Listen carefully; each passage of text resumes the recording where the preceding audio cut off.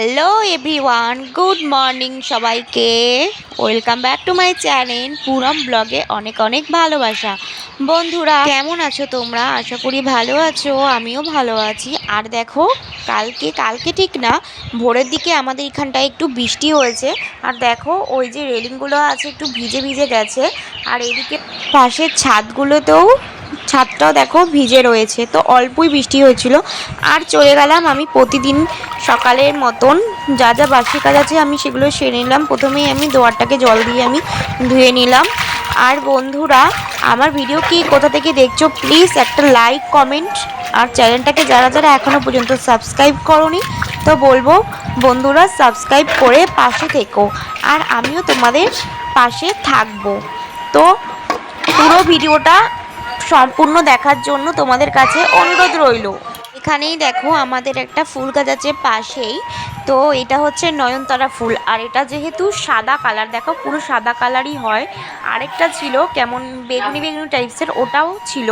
আর দেখো আমি প্রথমেই রান্নাঘরে গিয়ে লিকার চা, আমরা সকালে লিকার চাই খাই, তো লিকার চা বসে নিলাম। আর আমার শাশুড়ি মাকে দেখো মাথায় কালার করছে, সামনেই পুজো আসছে, তো বললাম পুজোর সময় কালারটা করো, বলে না আজকেই করব। আচ্ছা ঠিক আছে তাহলে করো।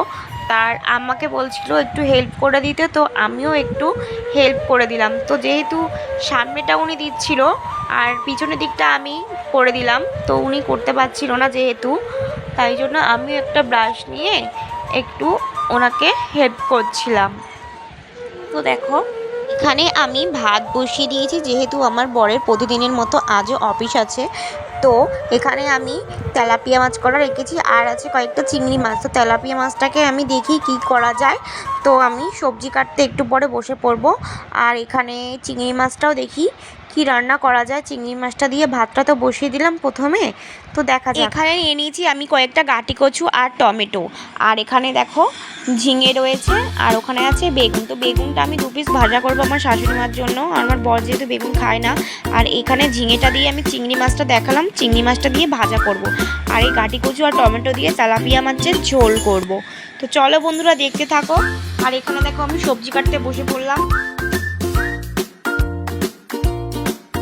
আমার কাটি কচুগুলো কাটা হয়ে গেছে বন্ধুরা। আর এখানে দেখো কড়াই আমি একটু জল বসিয়েছি নুন দিয়ে। তো এটাকে আমি একটু কাটি কচুগুলোকে একটু ভাপিয়ে নেবো গরম জলে।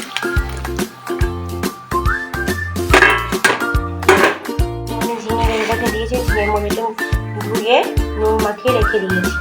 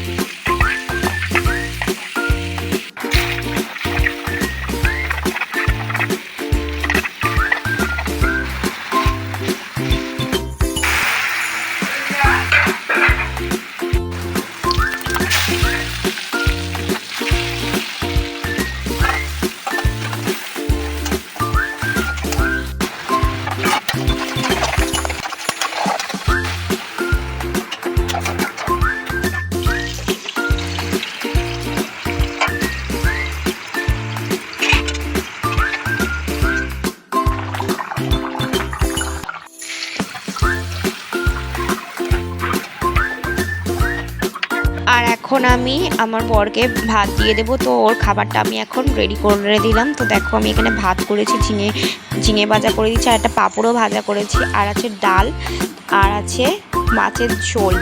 তো এইগুলো আমি এখন দেব, এইগুলো দিয়ে এখন ভাত খাবে।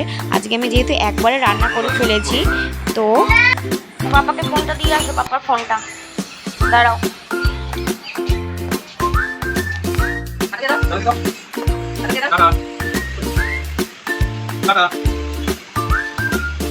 এদিকে দেখো আমি কয়েকটা জামা কাপড় ভিজিয়ে রেখেছিলাম, তো আমি এগুলো সব মেলেও দিয়েছি।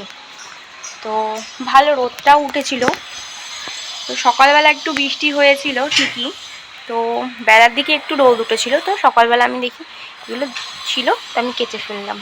আর এদিকে আমার ছেলেকে স্নান টান করে রেডি করি, আমি এখন যাব স্কুলে দিয়ে আসতে। তারপর দেখো স্কুল থেকে আমার মেয়ের জন্য একটু খাবার নিয়ে এসেছিলাম, তো দেখো খাবার দেখে কি খুশি হয়েছে। তো এটা নিয়ে আসলে ও একটু খায়, তো একটু খায় না। আর যেহেতু রান্না বান্না কমপ্লিট হয়ে গেছে, আর আজকে আর তেমন কিছু করব না, একবারেই করে ফেলেছি। আর আমি এখন মোটামুটি আমার কাজও কমপ্লিট এখানে। আর আমার এই গ্যাস ওভেনটা আমি এখন একটু ভালো করে মুছে নিচ্ছি।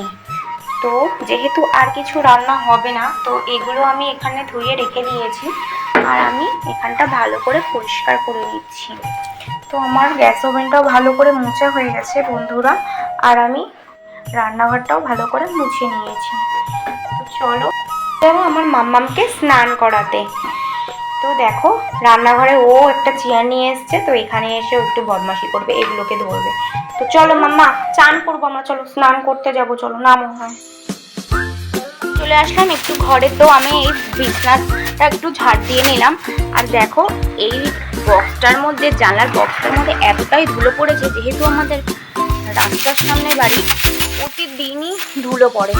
তো প্রতিদিন পরিষ্কার করলে কি হবে দেখো। আর আমি জানলাটার পর্দাটা আমি দিয়ে রাখারই চেষ্টা করি।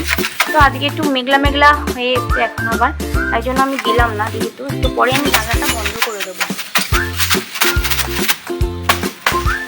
ভালোভাবে পরিষ্কার করে নিলাম। আমার মেয়েকে দেখো এখন স্নান করানো হয়ে গেছে, আর একটু পরে আমি ওকে খাইয়ে দেব।